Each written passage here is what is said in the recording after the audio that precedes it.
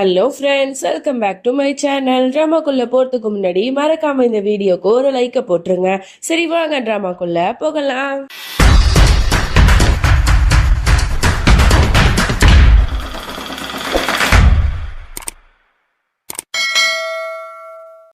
Starting சீன்ல நம்மளோட மோலியை தான் காட்டுறாங்க. அவ குணால்கிட்ட எல்லா உண்மையுமே சொல்லலாம்னு சொல்லிட்டு போவா. அப்ப பார்த்தா பாட்டியும் மாமியாரும் ரெண்டு பேரும் ஒன்னா உட்காந்து பேசிட்டு இருக்காங்க. இந்த மாதிரி மோலி இப்ப எல்லா உண்மையும் சொல்ல போறாளே, இதனால குணாலுக்கு ஏதாவது ஆபத்து ஆயிடுச்சுன்னா என்ன பண்றது அப்படின்னு சொல்லிட்டுலாம் புலம்பி பேசிட்டு இருக்காங்க. இது எல்லாத்தையுமே கேட்ட மோலிக்கு ரொம்ப கஷ்டமா இருக்கு. ஐயோ, நம்ம எப்படி தெரிஞ்சே இவ்வளவு பெரிய ஒரு தப்பா பண்ண முடியும் அப்படின்னு சொல்லிட்டு ரொம்ப ஃபீல் பண்ணிட்டு அப்படியே போறா. அப்ப இங்க குணால காட்டுறாங்க. அவன் ரொம்ப யோசிச்சுட்டு இருக்கான். மௌலி எதுக்கு நம்ம கிட்ட மறைக்கிறா, நேத்து எதுக்கு கிளினிக்கு போகாம வேற எங்கேயோ ஊர் சுத்திட்டு வந்திருக்கா, ஆனா நம்ம கிட்ட பொய் சொல்றாளே, என்னவா இருக்கும் அப்படின்னு சொல்லிட்டு திங்க் பண்ணிட்டு இருக்கான். அப்பதான் மௌலி வரா. என்ன குணால், என்ன யோசிச்சுட்டு இருக்க, ரொம்ப நேரம் யோசிச்சுட்டு இருக்கிற மாதிரி இருக்கு அப்படின்னு கேட்க, இல்ல ஒண்ணும் இல்ல அப்படிங்கிற மாதிரி அவனும் சொல்லிடுறான். ஓகே, எனக்கு ரொம்ப பசிக்குது, ஃபர்ஸ்ட் நான் குளிச்சுட்டு சாப்பிட்டுட்டு கிளினிக்கு வேற போகணும், நீயும் கிளம்பு அப்படின்னு சொல்லிட்டு அவ வேகமா குளிக்கிறதுக்காக போறா. அப்ப குணால் டக்குன்னு ஒரு வார்த்தையை கேட்கிறான். இந்த பாரு மௌலி, உன்கிட்ட ஒரு விஷயம் நேத்துல இருந்து கேட்கணும்னு நினைச்சிட்டே இருந்தேன். நீ உண்மையாவே நேத்து ஹாஸ்பிட்டல் தான் போனியா இல்ல வேற எங்கேயாவது போனியா என்ன அப்படிங்கிற மாதிரி கேட்டுறான். இதை கேட்டவொன்னே அவளுக்கு பயங்கர ஷாக்கா இருக்கு. டக்குன்னு கையில வச்சிருக்க அந்த சுடியை கீழே போட்டுடுறா. உடனே அப்படியே பதட்டமா இருக்கு அவளுக்கு. ஒரு மாதிரி வேர்த்தெல்லாம் ஊத்துது. என்ன நீ இப்படி கேட்குற, நான் எங்க போறேன், அதுவும் நைட் நேரத்துல நான் ஹாஸ்பிட்டலுக்கு தான் போயிருந்தேன், நீ இந்த மாதிரிலாம் கேட்காத புரியுதா அப்படின்னு சொல்லிட்டு அவ பட்டு ஏதோ சொல்லி மலிப்பிட்டு அங்கேருந்து வேகமா பாத்ரூமுக்கு ஓடி போயிடுறா. இங்க குணாலுக்கு செம்மையா காண்டாவது. இவ பச்சையா புழுவுறான்னு நல்லா தெரியுது. இவ எவ்வளவு தைரியம் தான் நம்ம கிட்ட பொய் சொல்லுவா அப்படின்னு சொல்லிட்டு செம்ம கோவத்துல இருக்கான். அதோட எங்க மோலி பாத்ரூமுக்கு போயிட்டு அப்படியே ரொம்ப ஃபீல் பண்ணி கதறி கதறி அலறா. அவளுக்கு ரொம்ப கஷ்டமா இருக்கு. நம்ம என்ன பண்ணிட்டு இருக்கோம், நம்ம எவ்வளவு பெரிய போய் சொல்லிட்டு இருக்கோம் அவன்கிட்ட, இதெல்லாம் அவனுக்கு தெரிஞ்சா அவன் என்ன நினைப்பா என்னை பத்தி, ஏன் கடவுளே இவ்வளவு ஒரு இக்கட்டான சூழ்நிலையில என்னை மாட்டி விட்டீங்களே, இப்ப நான் இஷான் பக்கம் நிக்கிறதா இல்ல குணால் பக்கம் நிக்கிறதா நீங்களே சொல்லுங்க அப்படின்னு சொல்லிட்டு ரொம்ப வருத்தப்பட்டு அழுதுட்டு இருக்கா. இங்க அப்படியே இஷானை காட்டுறாங்க. அவன் இந்த மாதிரி நிறைய விஷயத்த யோசிச்சு யோசிச்சு மனசு போட்டு குழப்பிட்டு இருக்கான். அன்னைக்கு ஒரு நாள் அப்படிதான் பரி சொல்லியிருப்பா. என்னோட குணால் அப்பா, அப்புறம் மௌலி அம்மா, அப்புறம் பாட்டி எல்லாரும் ஒன்னா ஒரு கியூட்டான ஃபேமிலியா இருக்க போறோம் அப்படிங்கிற மாதிரிலாம் சொல்லியிருப்பாளா. ஸோ இதெல்லாம் நினைச்சுக்கிட்டு அவன் மனசை போட்டு குழப்பிட்டு இருப்பான். பசங்க கூட குணால் மௌலி தான் சேரணும்னு நினைக்கிறாங்க, அப்ப நான் தனிதானா அப்படிங்கிற மாதிரிலாம் யோசிச்சுட்டு இருக்கான். அப்பதான் மௌலி கரெக்டா ஃபோன் பண்றா. உடனே இவன் அட்டன் பண்றான். என்னன்னு கேட்கும்போது அப்பதான் சொல்றான், இல்ல நான் உன்னோட பர்த்டேக்கு என்னால் ஃபுல் டே உன் கூட டைம் ஸ்பெண்ட் பண்ணவே முடியலைல்ல, ஸோ அதனால இன்னைக்கு என்ன நாள்னு மறந்துட்டியா, இன்னைக்கு வேலண்டைன்ஸ் டே, ஸோ கண்டிப்பாக இன்னைக்கு நம்ம மீட் பண்ணலாம், அதனால நீ ரெஸ்டாரண்ட்டில் எனக்காக வெயிட் பண்ணு, நான் வந்துடுறேன் அப்படின்னு சொல்ல இவனுக்கு ஒரு மாதிரியாக தான் இருக்குது. பட் இருந்தாலும் இவன் கூப்பிட்றாளேங்கிறதுக்காக ஓகே அப்படின்னு சொல்லி வைக்கிறான். அதோட இங்கே மௌலி என்ன பண்ணுறா, அவனுக்காக ஒரு க்யூட்டாக ஒரு பொக்கே வாங்கணுங்கிறதுக்காக ஃப்ளவர் ஷாப்புக்கு தான் போயிருக்கா. அங்கே ஒரு பொக்கேவும் வாங்கிக்கிட்டு ஒரு லெட்டரு பெண்ணு கொடுங்க அப்படின்னு சொல்லிட்டு வாங்கிட்டு ஒரு கவிதை மாதிரி எழுதிக்கிறா. லவ் ஃப்ரம் மௌலி அப்படிங்கிற மாதிரிலாம் போட்டிருக்கா. இஷானுக்காக தான் இதெல்லாம் பண்றா போல. ஸோ அதெல்லாம் வாங்கிட்டு வந்துட்டு இருக்கா. இது எல்லாத்தையுமே கார்ல உட்காந்து நம்ம குணால் பார்த்துட்டு இருக்கான். ஏன்னா மௌலி மேலதான் அவனுக்கு சந்தேகம் வந்துருச்சு இல்லையா, அதனால அவ என்ன பண்றா ஏது பண்றா எங்க போறாங்கிறதெல்லாம் அவன் கண்காணிக்க ஆரம்பிச்சிட்டான். இவ பொக்கே ஷாப்புக்கு எங்க போறா அப்படிங்கிற மாதிரியே ஷாக் ஆகி பார்த்துட்டு இருக்கான். அதோட அவளும் ஆசையா அந்த பொக்கையை வாங்கிக்கிட்டு டக்குன்னு கார்ல ஏறத்துக்கு போறா. அப்ப கண்ணாடியில குணால் தெரியறான். குணாலா, இங்க எப்படிடா வந்தாங்கிற மாதிரியா அவ அதிர்ச்சியாகி பார்த்துட்டு திரும்பி பாக்குறா. அங்க குணால் தான் இருக்கா. மௌலி, என்ன பண்ற, இங்க என்ன பண்ணிட்டு இருக்க நீ, இந்த சைடு நான் போயிட்டு இருந்தேன், அப்ப நீ நின்ன, அதான் நானும் வந்துட்டேன், அப்புறம் கையில பொக்கையெல்லாம் வச்சிருக்க, யாருக்கு இது, எனக்கா அப்படிங்கிற மாதிரிலாம் ரொம்ப எக்ஸைட்டிங்கா கேக்குறான். இவளுக்கு என்ன சொல்றதுனே தெரியல. அந்த பொக்கையில வேற ஒரு லெட்டர் எழுதியிருப்பால இஷானுக்காக, லவ் லெட்டர் மாதிரி. ஸோ இது மட்டும் அவன் கையில பண்ண போனுச்சுன்னா பெரிய பிரச்சனையாயிடுமே அப்படின்னு சொல்லிட்டு சைலண்டா அந்த பொக்கையில இருந்து அந்த லெட்டரை எடுத்து ஒளிச்சிடுறா அவளோட ஹேண்ட்பேக்ல. ஆனா இதை குணால் நல்லா கவனிச்சுட்டான். இவ ஏதோ ஒரு லெட்டரை நம்ம கிட்ட இருந்து மறைக்கிறா அப்படின்னு சொல்லிட்டு, ஆனா கண்டுக்காம தான் இருக்கான்.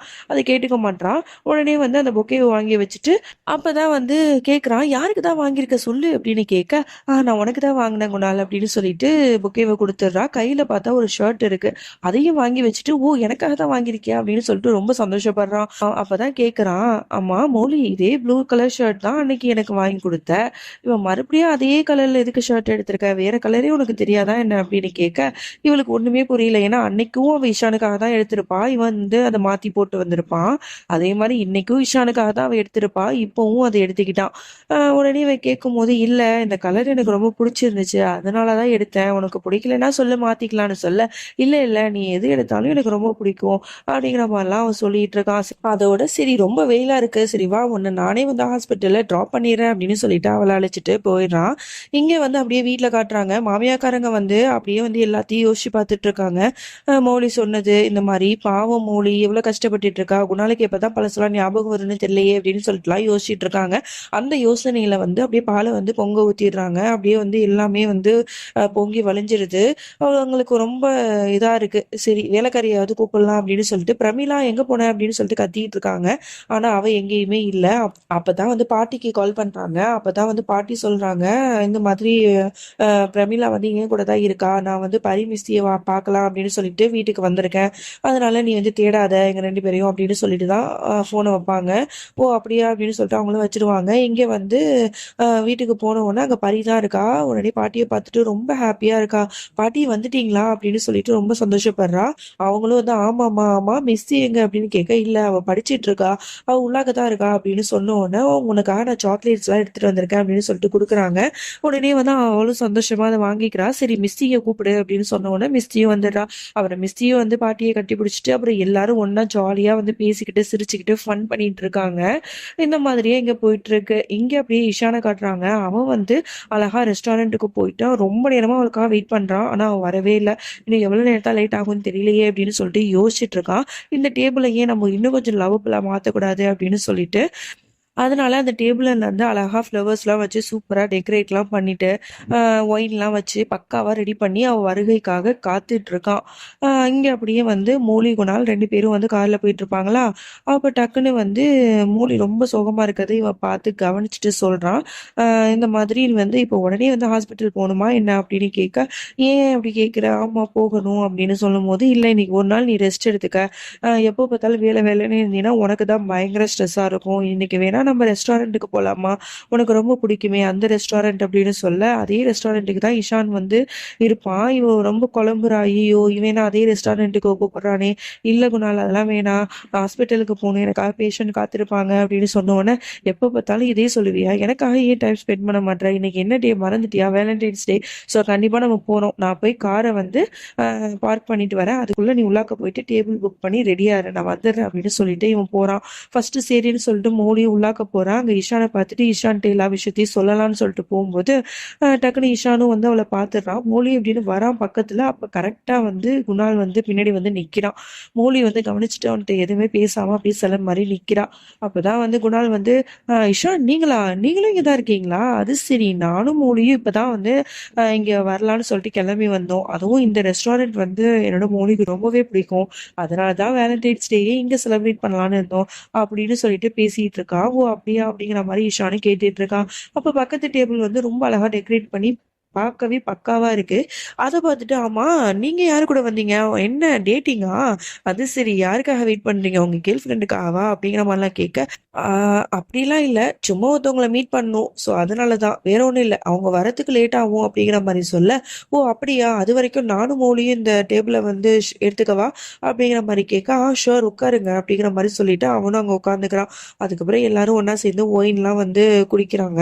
அப்பதான் வந்து பேசிட்டு இருக்கான் குணால். நானே நினைச்சிட்டு தான் இருந்தேன் நீங்க வந்து கல்யாணம் பண்ணிக்கிட்டு உங்களோட லைஃப்ல வந்து செட்டில் ஆகணும் அப்படின்னு சொல்லிட்டு மோலிட்ட கூட நான் சொல்லிட்டு தான் இருப்பேன், கேட்டு பாருங்க அப்படின்னு சொல்ல அதுக்கு அவன் சொல்றான் இல்ல இல்ல எனக்கு கல்யாணம் பண்ற மாதிரி ஐடியாலாம் இல்ல, நான் ஒருத்தியை தான் காதலிச்சேன், அவ என்னோட மனசுல ஆழமா பதிஞ்சுட்டா, அவளோட நினைவுகளோடயே நான் வாழ்ந்துட்டு போயிடுவேன், நான் சிங்கிளாவே இருந்துப்பேன் அப்படின்னு சொல்ல அப்படின்னா நீங்க காலம் முழுக்க சாகுற வரைக்கும் சிங்கிள் தான் போலயே அப்படிங்கிற மாதிரி கேட்டுடுறான்.